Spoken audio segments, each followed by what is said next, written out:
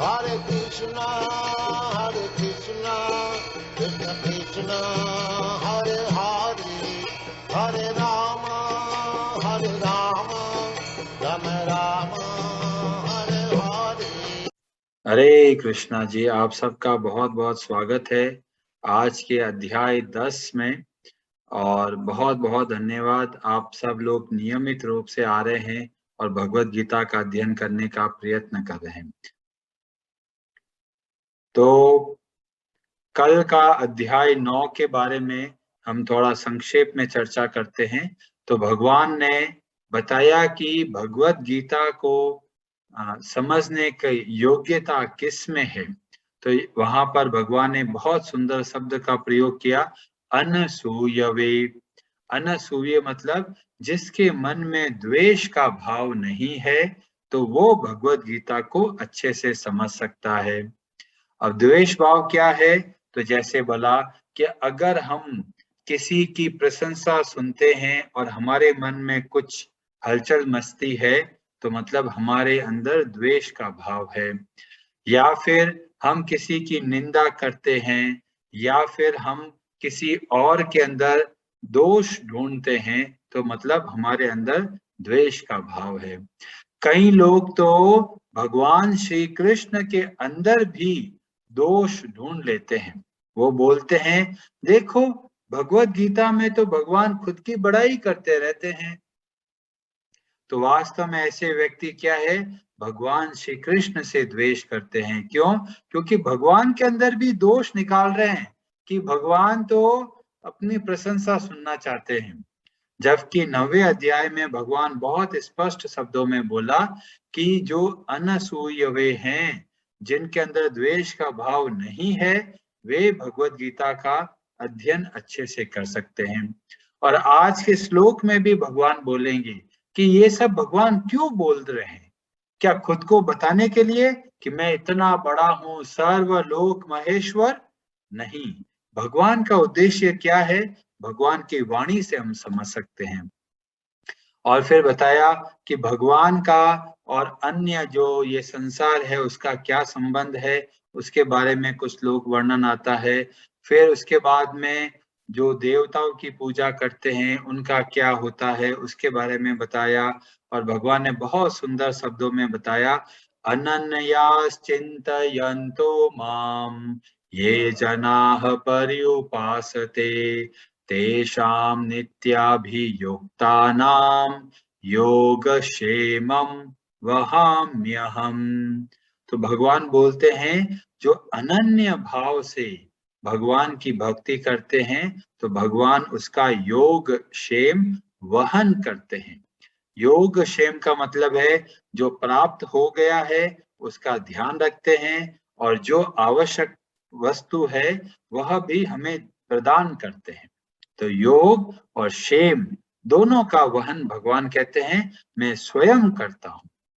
और हमने कथा में बताया था माधवेंद्र पुरी जी के बारे में कि किस तरह भगवान भी चिंतित होते हैं अपने भक्तों के लिए और स्वयं प्रकट होके खीर लेके आते हैं, दूध लेके आते हैं माधवेंद्र पुरी जी के लिए। और अंतिम कुछ श्लोकों में भगवान ने भक्ति के बारे में बहुत सारी बातें बताई।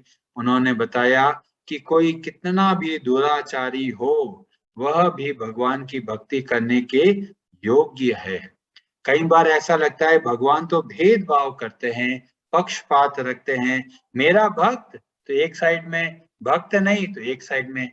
तो भगवान बोलते हैं, समोहम सर्वभूतेषु न मे द्वेष्योस्ति न मे प्रियः।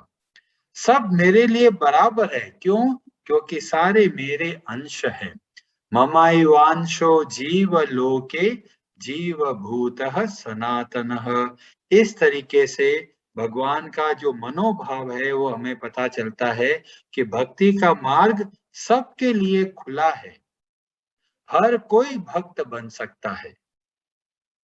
और जो जितना भक्ति करता है, भगवान बोलते हैं मैं उसी के अनुसार उनको फल प्रदान करते हैं।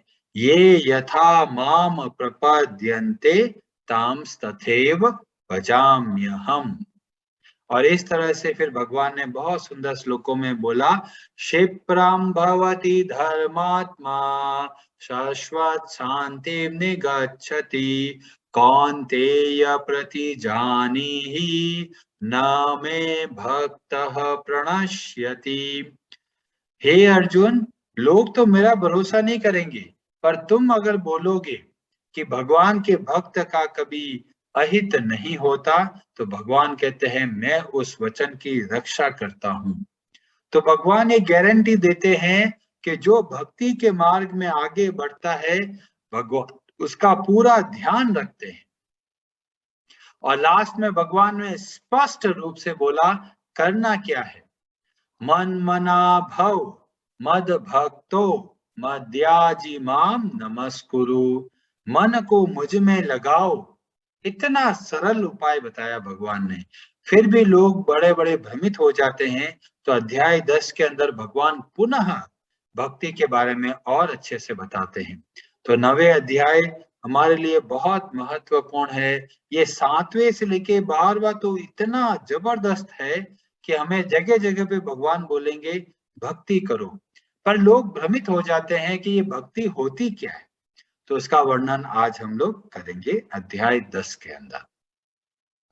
तो 10वां अध्याय के आरंभ में भगवान पुनः अपनी बात बताते हैं कि ये मैं भगवत गीता क्यों बोल रहा हूं, इसके पीछे उद्देश्य क्या है और कौन योग्य है जो भगवत गीता को समझ सकता है। फिर चतुश्लोकी भगवत गीता का वर्णन आता है। 4 श्लोकों के अंदर संपूर्ण भगवत गीता का जो मूल उद्देश्य है, मूल शिक्षा है, वह हमें इन 4 श्लोकों से पता चलती है। अतः इनको बोला गया चतुः मतलब 4, श्लोकी मतलब 4 श्लोक, गीता सार। तो ये पूरी भगवत गीता के 4 श्लोक बहुत ही महत्वपूर्ण बताए हैं जो अध्याय 10 में आता है। और फिर भगवान बताते हैं कि किस तरह से हम अलग अलग वस्तुओं को स्वीकार करते हैं और भगवान कैसे व्यवहार करते हैं। और उसके बाद में भगवान अपने विभूति योग का वर्णन करते हुए बताते हैं कि भगवान को कहाँ कहाँ और कैसे कैसे स्मरण कर सके। तो ये हमारे 4 खंड हैं आज के। तो आरंभ करते हैं। तो सर्वप्रथम देखिए यहाँ पे आरंभ भगवान से हुआ। श्री भगवान उवाच, हर शब्द को ध्यान से समझिए। भूय एव महाबाहो शृणु मे परमं वचः यतेहं प्रीयमाणाय वक्ष्यामि हित कामयया। हे अर्जुन, तुम अच्छे से सुनो क्या मेरे परम वचन। ये भगवान स्वयं बोल रहे हैं कि ये जो मैं बोल रहा हूं ये परम वचन है, बहुत बहुत ऊंचे स्तर के वचन है, उपदेश है। और क्यों बोल रहे हैं, यते हम प्रिय माणाय, तुम बहुत प्रिय हो मेरे। और क्यों बोल रहा हूं, वक्ष्यामि हित काम यया, तुम्हारी भलाई के लिए बोल रहा हूं। जिसमें तुम्हारा हित है वही बात बोल रहा हूं। मेरे को कुछ प्रशंसा नहीं चाहिए, ना मेरे को कोई सम्मान चाहिए। भगवान तो मान सम्मान सबसे बहुत ऊंचे हैं। तो भगवान जो भी यहाँ पे बोल रहे हैं उसके पीछे केवल एक उद्देश्य है, हित काम यया, तुम्हारी भलाई के लिए बोल रहे हैं। और इससे हमें भी पता चलता है कि जब हम कुछ बातचीत करते हैं तो हमारा उद्देश्य क्या होना चाहिए, लोगों की भलाई के लिए। जिससे हम बातचीत कर रहे हैं उसका भला किसमें हो वैसी हमें बातचीत करनी है। पर लोग क्या करते हैं, उल्टा करते हैं। वो लोग क्या करते हैं, खुद की प्रशंसा करते हैं। अरे साहब आपको नहीं पता, मेरे को पता है सब। तो इस तरीके से लोग जब बोलते हैं तो मन में अपनी प्रशंसा को ध्यान में रख के बोलते हैं। पर जब भगवान वाणी निकाल रहे हैं, बोल रहे हैं, तो उसमें क्या भाव है, हित काम यया, उसके सामने वाले का भला कैसे हो उसको ध्यान में रखकर फिर भगवान बोलते हैं। और यहाँ पे बोला प्रिय माणाय, प्रिय है अर्जुन। और प्रिय कैसे बने? क्योंकि वह सख्य भाव में भगवान की भक्ति करते हैं। तो जो भक्ति के मार्ग में आगे बढ़ते हैं वे सब के सब भगवान को बहुत प्रिय है। श्रीमद् भागवतम में वर्णन आता है महाराज अम्बरीश का। तो बहुत बड़े भगवान के भक्त होते हैं और ऋषि दुर्वासा उनको अहित करने की चेष्टा करते हैं और बदले में सुदर्शन चक्र आके उनकी रक्षा करते हैं महाराज अम्बरीश की। और वो सुदर्शन चक्र पीछे लग जाता है दुर्वासा ऋषि के और दुर्वासा ऋषि भटकते भटकते जाते हैं फाइनली भगवान विष्णु के पास। तब भगवान विष्णु एक बहुत महत्वपूर्ण बात बोलते हैं अहम भक्त पराधीनो। और इस तरह से बोलते हुए बोलते हैं भक्तेर भक्त जना प्रिय। तो वहां पे भगवान बोलते हैं कि मैं स्वतंत्र नहीं हूं, मैं तो परतंत्र हूं, मैं तो अधीन हूं। किसके अधीन हूं? अपने भक्तों के। और जो मेरे भक्तों के भी भक्त है वे भी मुझे बहुत प्रिय है।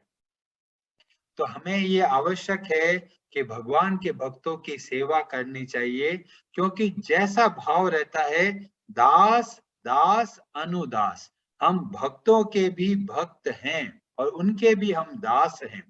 जब इस भाव से करते हैं तो भगवान कहते हैं ऐसे व्यक्ति मुझे बहुत प्रिय है। और जो भगवान की भक्ति करते हैं वे ही योग्य है भगवत गीता को समझने का। भगवान आगे 18वें अध्याय में भी बताते हैं भक्तया माम अभिजानाति। और यहाँ पे देखिए भगवान श्री कृष्ण विश्राम कर रहे हैं। अर्जुन आता है युद्ध के समय से पहले और प्रार्थना के लिए बैठे हैं। इधर दुर्योधन भी आता है, वो सर पे के पास में आके बैठ जाता है। तो भगवान सबसे पहले अर्जुन को देखे। तो इस बात से भी पता चलता है भक्त का हृदय कैसे होता है, एक विनम्र भाव से रहते हैं। ऐसा नहीं कि बस मैं बड़ा हूं, मैं बहुत बड़ा भक्त हूं। भक्त की ऊंचाई पता चलती है कि कौन कितना विनम्र है।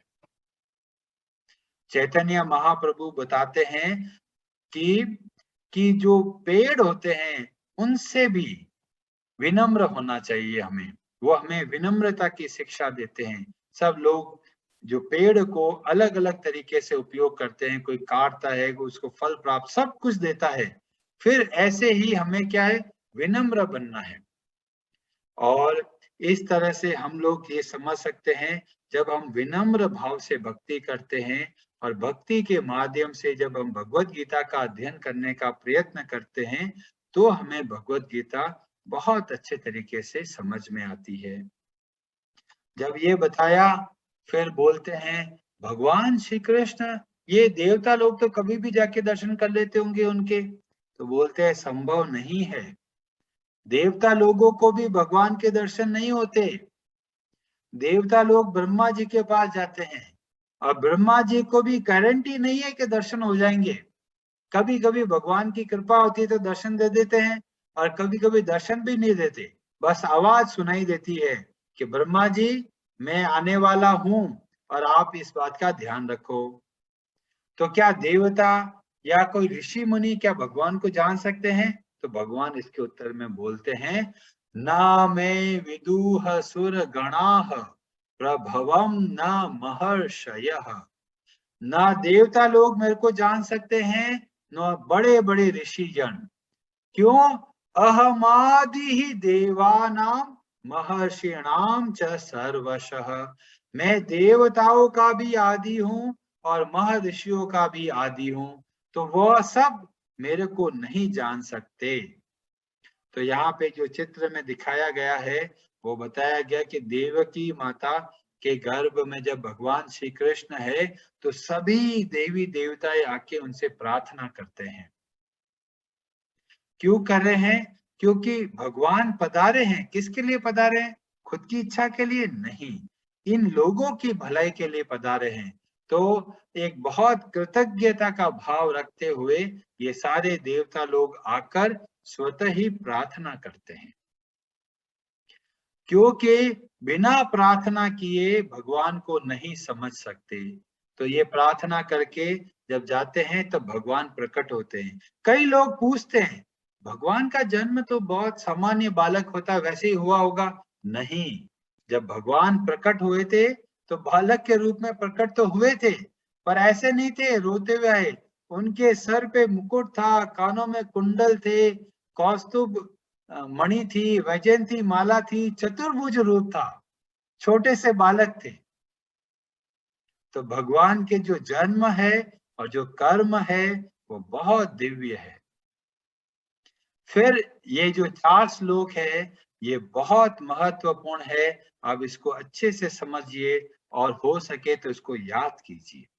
तो पहला श्लोक भगवान बोलते हैं, अहम सर्वस्य प्रभवो मत्तः सर्वं प्रवर्तते इति मत्वा भजन्ते माम बुधा भाव समन्विताः। सब कुछ मुझसे ही उत्पन्न होते हैं। कोटि कोटि ब्रह्मांड भगवान के जो महाविष्णु का रूप में उनके सांस के साथ में पता नहीं कितने ब्रह्मांड उत्पन्न होते हैं और विलीन हो जाते हैं।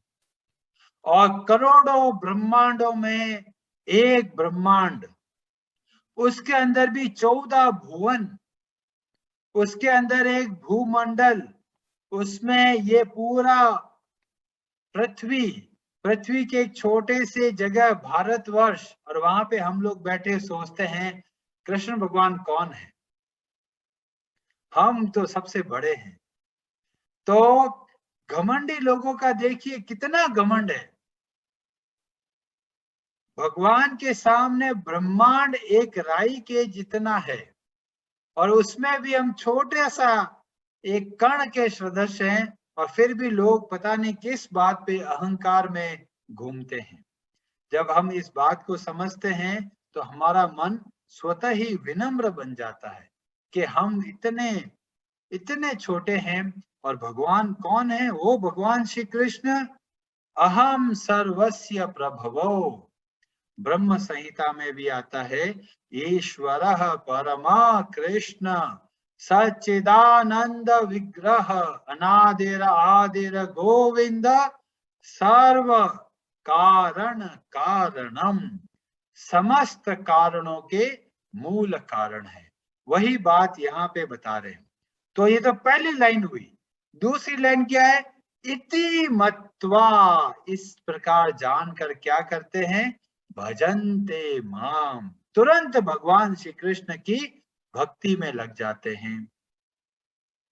केवल इस बात को समझकर कि हम कितने छोटे हैं और भगवान कितने बड़े हैं, हमें बोला गया अणु, भगवान को बोला गया विभु। और जो ऐसे व्यक्ति होते हैं क्या होता है? बुधा। बुधा का मतलब हुआ बुद्धिमान, विद्वान। तो वास्तव में विद्वान व्यक्ति वही है जो भगवान का भजन करना आरंभ कर देता है। और कैसे करता है? भाव समन्विता, पूरे हृदय के साथ। ऐसा नहीं कि एक नाव में इधर सवार हूं, एक नाव पे हनुमान जी के पास हूं, एक बार गणेश जी के पास जाऊंगा, एक बार कृष्ण भगवान के पास जाऊंगा, एक बार शिव जी भगवान के पास जाऊंगा। ऐसे काम नहीं चलेगा। पूर्ण हृदय से, जिसे बोला गया पतिव्रता स्त्री, उसके लिए एक ही पति है, एक ही स्वामी है। ऐसे ही जब हम अनन्य भक्ति करते हैं तो हमें इस बात का ध्यान रखना है कि हमारे एक ही स्वामी है। जब इस तरह से पूर्ण हृदय से भगवान का भजन करते हैं तब हम लोग क्या करते हैं? बुद्धिमान कहलाते हैं, विद्वान कहलाते हैं। तो ये प्रथम श्लोक है जिससे हमें दो बातों का पता चलता है, भगवान की स्थिति क्या है और हमें क्या करना चाहिए। हर जगह पे आपको रह रह के भगवान इस बात की प्रेरणा देते हैं, भजनते, भजन करो। और फिर फिर अगले श्लोक में एक बहुत महत्वपूर्ण प्रश्न आता है, क्या भक्ति अकेले में करनी चाहिए, छुप छुप के करनी चाहिए, लोगों को दिखा के नहीं करना चाहिए? कई लोग सोचते हैं कि अगर भक्ति दिखाते हैं तो भक्ति कम हो जाती है, पर वास्तव में भगवान का क्या मत है, ये हमें भगवान की वाणी से समझना चाहिए, जहां पे भगवान बोलते हैं, मद चित्ता मदगत प्राणा बोधयन्त परस्परम कथयन्तश्च माम नित्यम तुष्यन्ति च रमन्ति च। कैसे करना है भक्ति? बोधयन्तः परस्परम।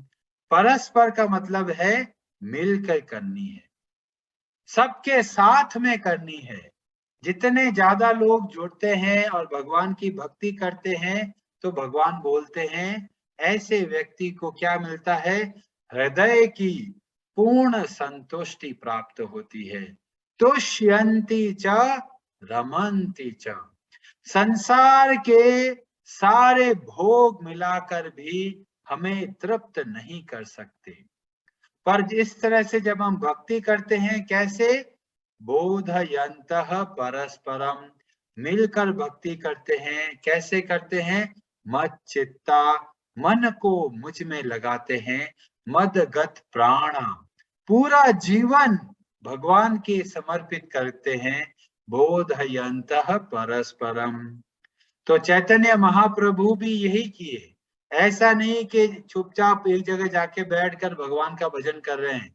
हर गली, हर मोहल्ला, हर गांव, जगह जगह पे घूमते घूमते भगवान के नाम का जप करते हुए गए और भगवान का कीर्तन करते हुए गए। जिन्होंने भी देखा उनके हृदय में भी भगवान की भक्ति उत्पन्न हुई। तो हम लोग क्या कर सकते हैं? हम लोग भी इस तरह की भक्ति कर सकते हैं। आप ये मत सोचिए कि हमें दिखावा कर रहे हैं, आप भगवान के आदेश के अनुसार कार्य कर रहे हैं। आपको तिलक लगा हुआ देख कर ही बहुत सारे लोग आपसे प्रेरित होंगे, बहुत सारे लोग आपसे प्रश्न करेंगे, तो इसी से ही उनको भक्ति का मार्ग में आएंगे। बहुत सारे लोग गले में कंठी माला रखते हैं, कंठी माला को देखते ही लोग समझ जाते हैं ये तो भगवान का भक्त है, तो स्वतः ही चला के आके पूछते हैं कि आप भक्ति कैसे करते हैं। तो हमें क्या है, ये हमारी वर्दी है। जैसे पुलिस वाला वर्दी पहन के घूमता है तो क्या होता है कि जो लोग घबराए होते हैं वो जाके पुलिस वाले के पास जाके उनसे प्रार्थना करते हैं। ऐसे ही अगर हम इस तरह की वर्दी पहन के घूमते हैं तो लोगों को पता चलता है ये भगवान के भक्त हैं और उनसे देख कर बाकी लोगों को प्रेरणा मिलती है।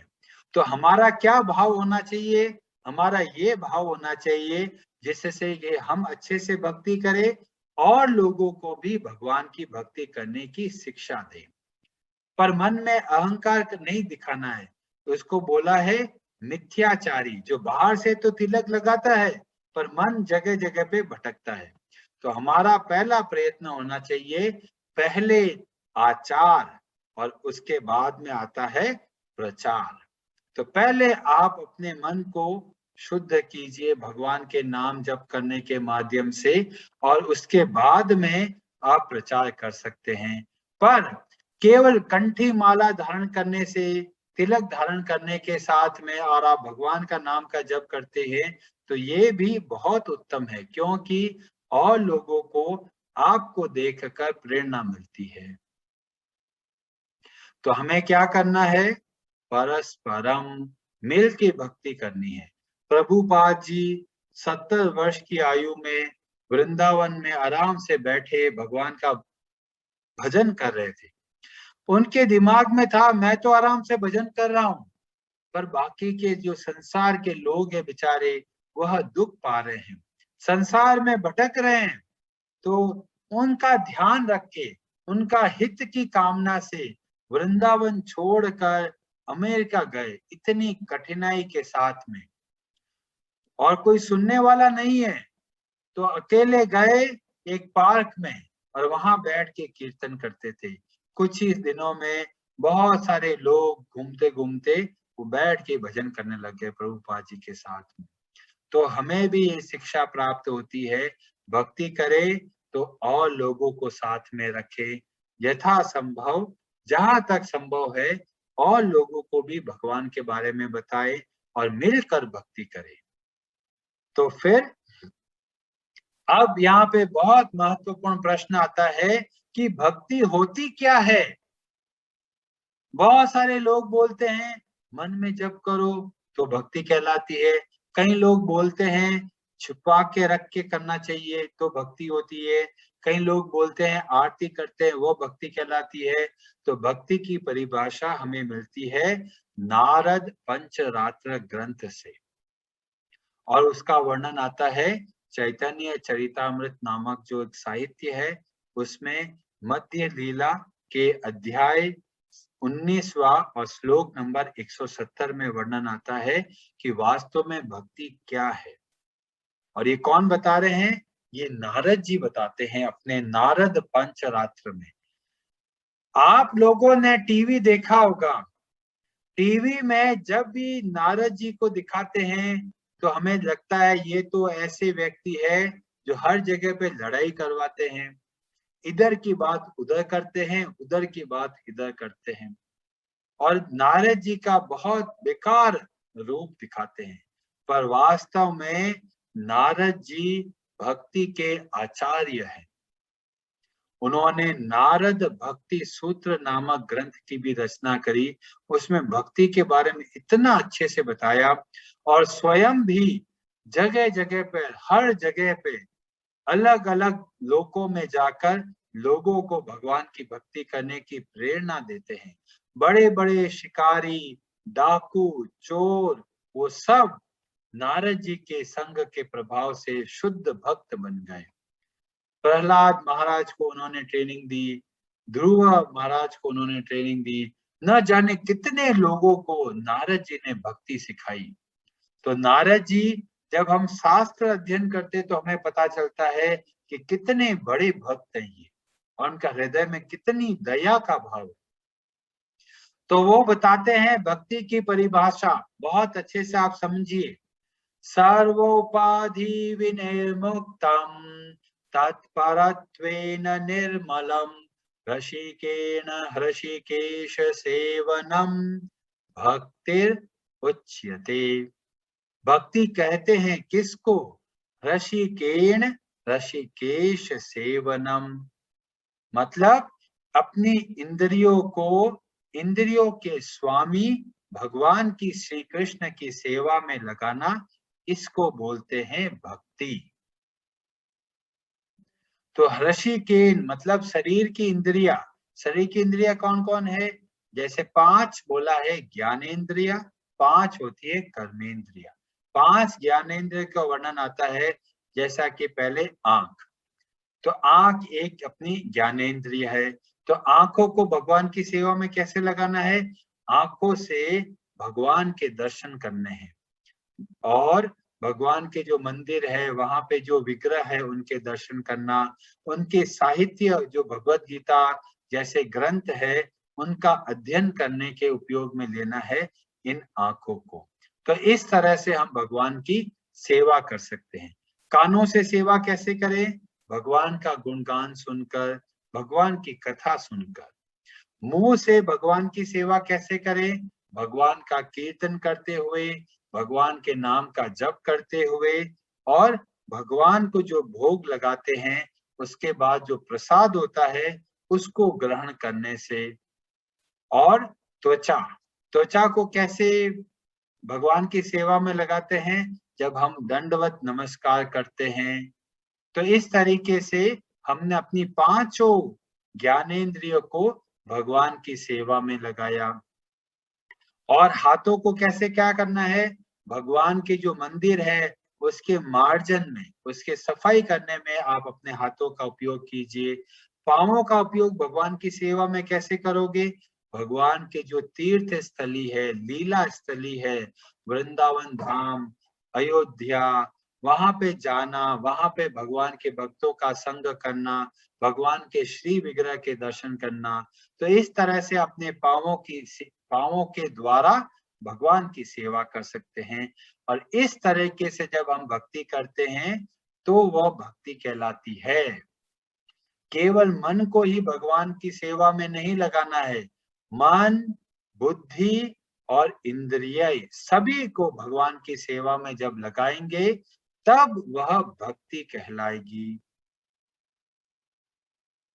उसके अलावा बाकी सब छोटी छोटी बातें हैं। मुख्यतया जो भक्ति की परिभाषा नारद जी बताते हैं उसके अनुसार हमें चलना चाहिए। अब यहाँ पे एक बहुत बड़ा प्रश्न आता है, जैसे ही बोलते हैं भक्ति तो मन में बड़ी चिंता होती है। अरे इतने नियम है, ये करो, ये मत करो, आज सोमवार को ऐसा मत करो, मंगलवार को ये करो, बाहर मत जाओ, दाढ़ी काटो मत काटो, 100 नियम है। तो लोग डर जाते हैं, क्या भक्ति करें या नहीं करें। तो इसके लिए हमें फिर वापस पद्म पुराण में चलते हैं।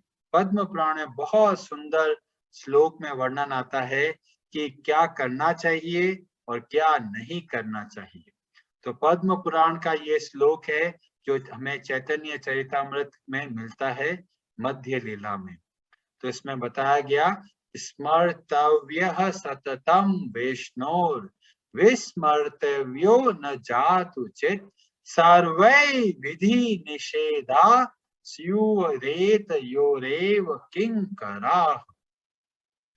क्या बोला कि जितने भी विधि और जितने भी निषेध है, विधि का मतलब है ये करो ये करो ये करो ये करो, या जितने भी निषेध है, ये मत करो ये मत करो ये मत करो ये मत करो, जितने भी नियम है क्या है, ये सब दास है।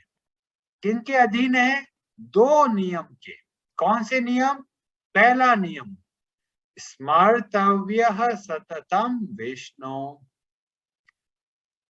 हमेशा भगवान का स्मरण रखो या करो। विस्मर्तव्यो न जातु चित्, तो क्या करना है? 2 ही नियम है। पहला नियम, हमेशा भगवान को याद रखो। दूसरा नियम, भगवान को कभी भूलो मत। बस सारे विधि निषेध इन 2 नियमों के अधीन है। तो हमें क्या करना है? कोई भी नियम धारण करे तो आप ध्यान रखिए, क्या ये 2 मुख्य नियमों को पालन करने में सक्षम है या नहीं। अगर नहीं है तो समझ लीजिए वो नियम हमारे किसी काम नहीं आएगा। कोई भी विधि बनाते हैं, कोई भी हम नियम धारण करते हैं तो उसके मूल के अंदर उद्देश्य होना चाहिए कि हम भगवान विष्णु को कैसे स्मरण रख पाए। तो जैसे हमने नियम बनाया कि हर रोज भगवान के नाम का जप करेंगे, तो ये हमें भगवान का स्मरण करने में सहायता करता है। तो ये एक उचित विधि है। कई लोग बोलते हैं आज से हम लोग मिर्ची बड़ा नहीं खाएंगे, या आज से हम पकोड़ा नहीं खाएंगे। तो ऐसे नियमों का कुछ लेना देना नहीं है जब तक उसको भगवान से नहीं जोड़ा जाए। बहुत सारे लोगों ने बहुत सारे तरह तरह के नियम बना दिए हैं, तो हमें इस बात का ध्यान रखना है कौन से नियम हमें करने चाहिए, कौन से नियमों को हमें स्वतंत्रता है, करे या नहीं करे कोई फायदा नहीं मिलना है। तो इसलिए बहुत आवश्यक है, आप जो भी नियम करते हो उसका मूल उद्देश्य क्या है वो पता करना बहुत आवश्यक है। तो इस तरह से हमें पता चला भक्ति की क्या परिभाषा है, और हमें पता चला जब हम लोग नियम धारण करते हैं तो किस बात का हमें ध्यान रखना है और किस बात के अनुसार हमें नियमों का पालन करना है। फिर भगवान अपना तीसरा जो श्लोक है चतुश्लोकी वाला वो बोलते हैं।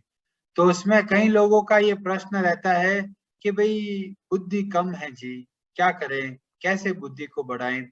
आप टीवी में बहुत सारे ऐड देखेंगे, बॉर्नवीटा है, हॉर्लिक्स है, ये तरह तरह के बूस्टर्स हैं जो जिसको बोलते हैं पीने से हमें ये प्राप्त होता है वो प्राप्त होता है। पर भगवत गीता के अनुसार क्या है?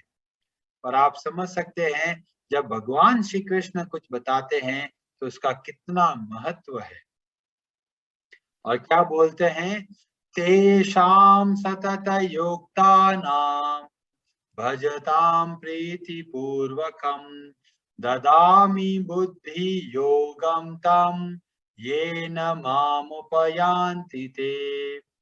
भगवान कहते हैं जो इस तरह से मेरा भजन करता है, किस तरह से भजन करता है, जैसा कि हमने पिछले श्लोक में बोला, मच्चित्ता मदगत प्राणा बोधयन्तः परस्परम।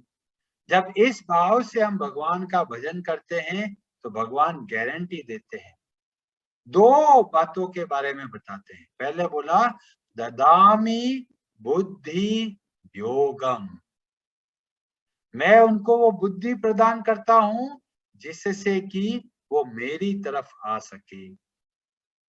तो आप अलग से, आपका बुद्धि के विकास की आवश्यकता नहीं है, भगवान गारंटी दे रहे हैं जब आप मिलकर भगवान का भजन करते हो तो आपको ये स्वतः ही प्राप्त हो जाएगा। कौन देता है? मैं, ददामी, मैं देता हूं क्या? बुद्धि योगम। योग, योग का मतलब समझ में आ गया ना, भगवान से जुड़ने वाली विद्या। तो इससे हमें पता चल गया कि हमारी बुद्धि कब आगे बढ़ती है, जब हम भगवान का भजन आरंभ करते हैं और परस्परम मिलकर। और भगवान इतने प्रसन्न है कि एक और बात बताते हैं, कि क्या बोले, तेषामेवानुकंपार्थम अहम अज्ञानजं तमः नाश्याम्यात्म भावस्थो ज्ञान दीपेन भास्वता। उनके ऊपर विशेष कृपा करने के लिए मैं क्या करता हूँ, उनके हृदय में जो अंधकार है उसको नष्ट करता हूँ। कैसे नष्ट करता हूँ?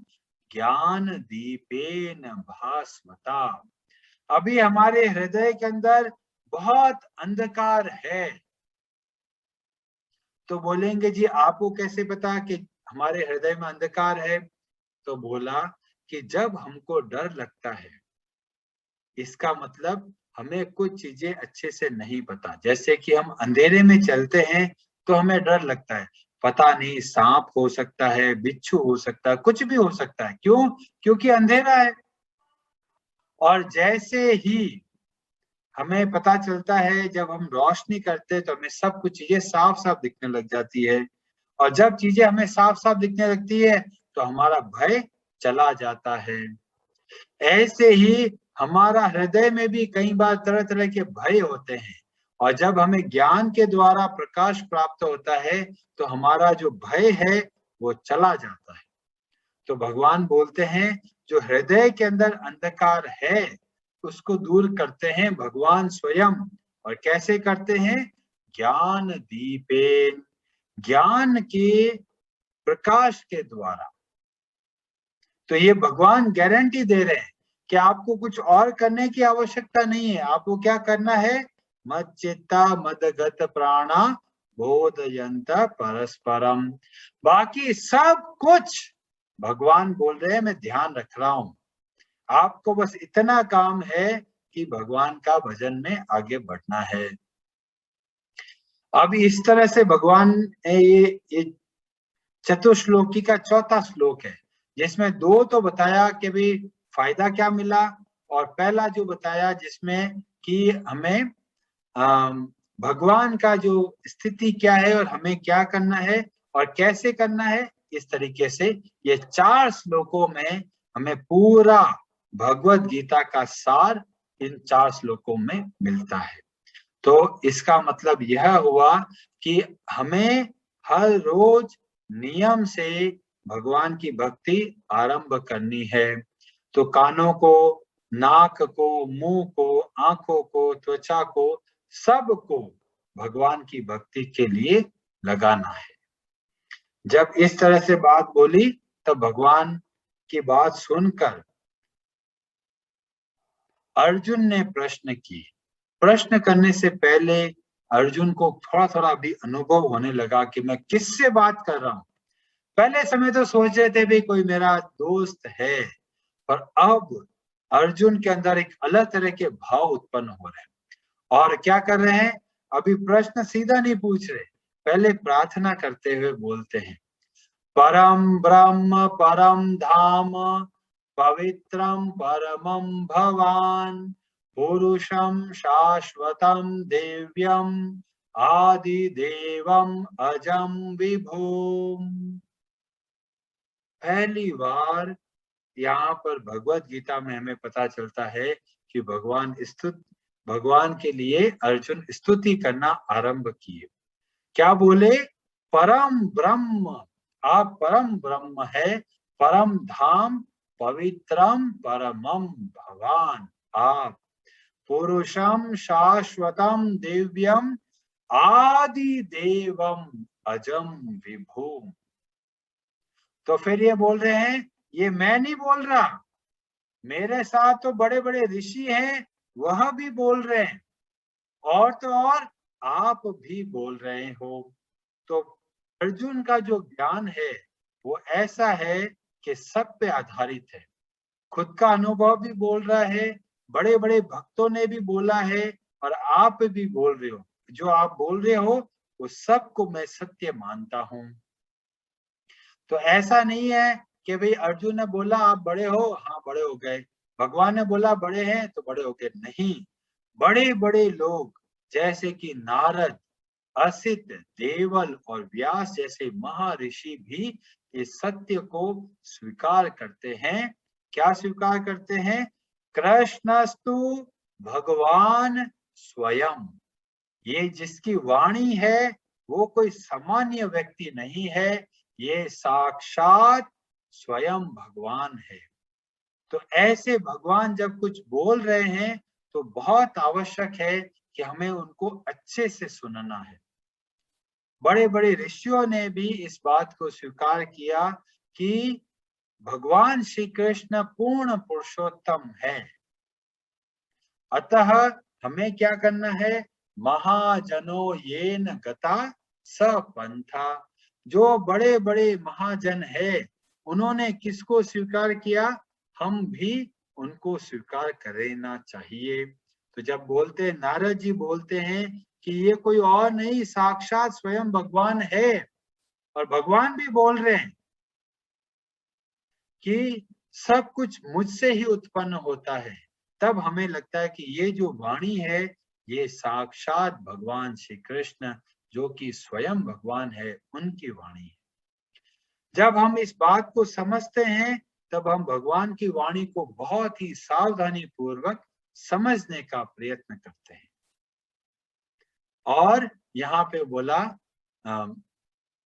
अर्जुन बोलते हैं कि आप कृपा करके अपने ऐश्वर्य के बारे में बताइए कि आप पूरे लोकों में किस तरह से व्याप्त है, और मैं किस तरह आपको निरंतर चिंतन करूं, सदा परिचिंतयन।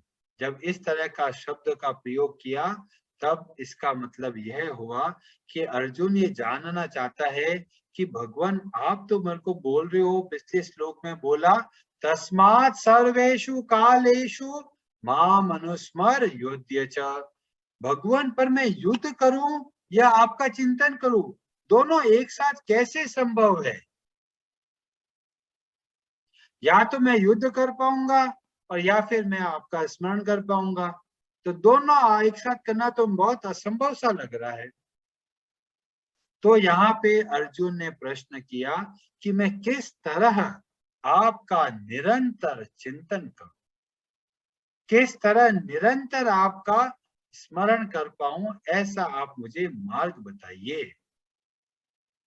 तब यहाँ पर भगवान अपनी विभूतियां बताते हुए बोलते हैं, बहुत सारी विभूतियां बोलते हैं, पर आरंभ जिससे करते हैं वो पहले लाइन में बोला अहमात्मा गुणाकेश सर्वभूताशय स्थितः अहमादिश्च मध्यम च भूतानामंत एव च, सबके हृदय में विराजमान मैं परमात्मा हूं। तो हम लोग जब भी स्मरण करें तुरंत हम सोच सकते हैं, अरे परमात्मा के रूप में भगवान निरंतर हमारे साथ में है। और यहाँ पर भगवान का इतनी दया का भाव दिखता है कि जीव जिस जिस योनि में जाता है, जिस जिस शरीर में जाता है, भगवान साथ में चलते हैं।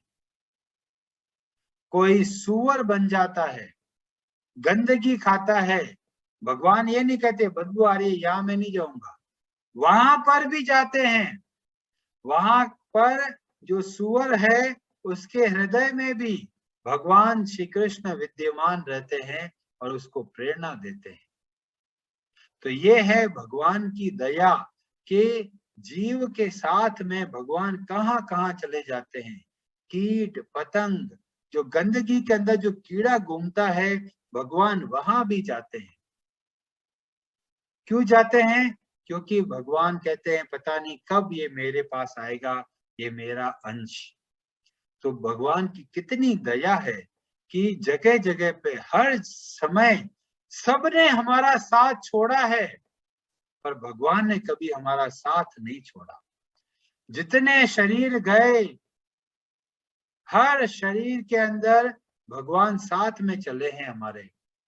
चाहे देवता बने तब भी भगवान साथ में गए, पशु बने तब भी भगवान हमारे साथ गए, कीट पतंग कीड़ा बन गए गंदगी का, तब भी भगवान हमारे साथ चले।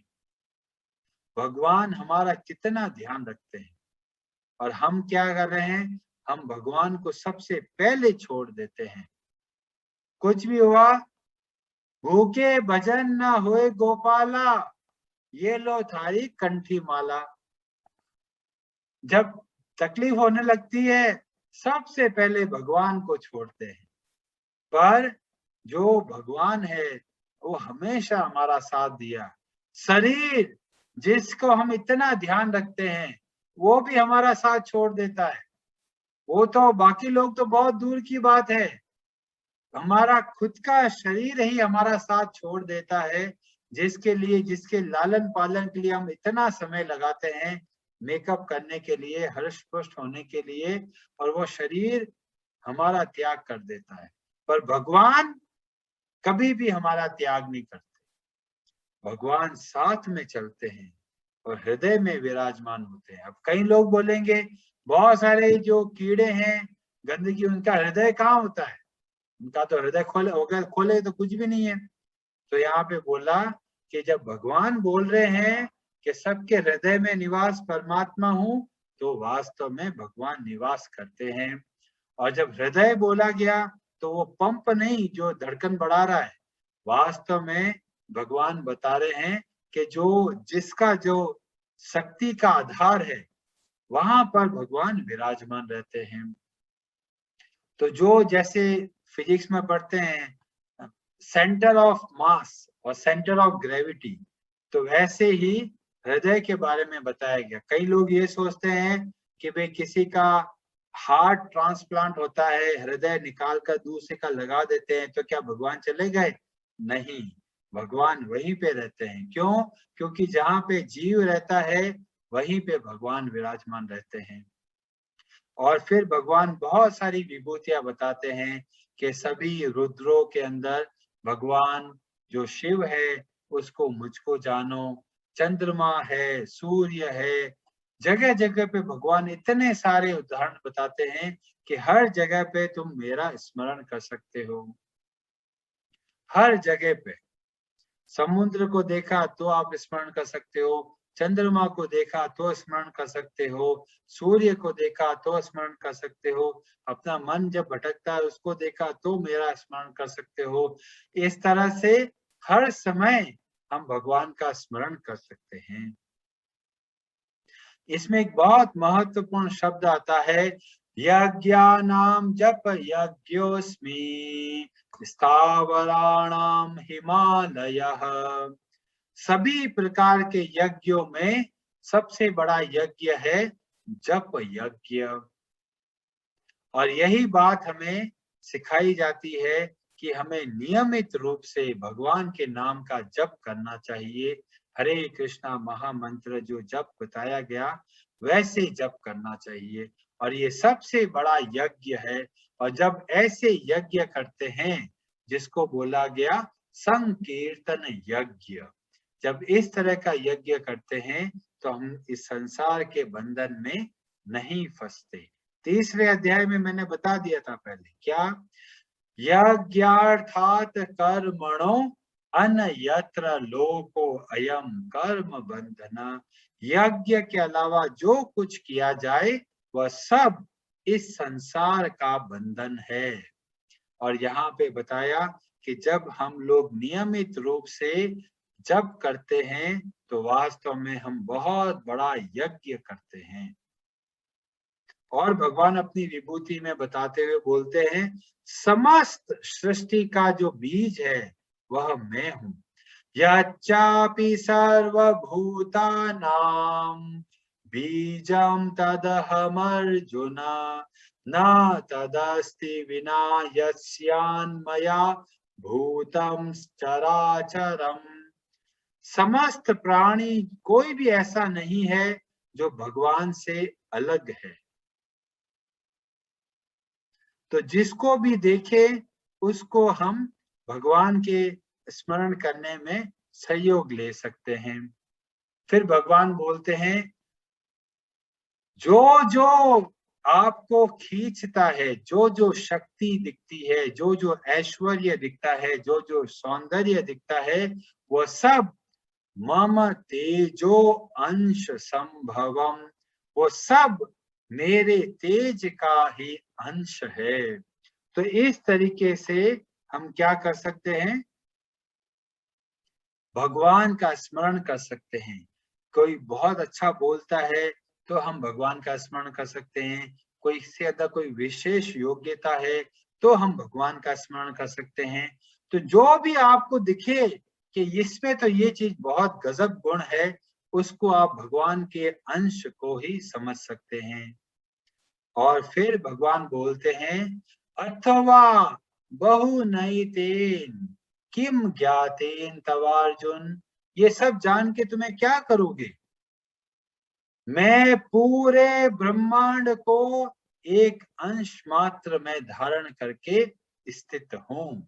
मतलब मेरी छोटी सी शक्ति के आधार पर ये पूरा ब्रह्मांड चल रहा है।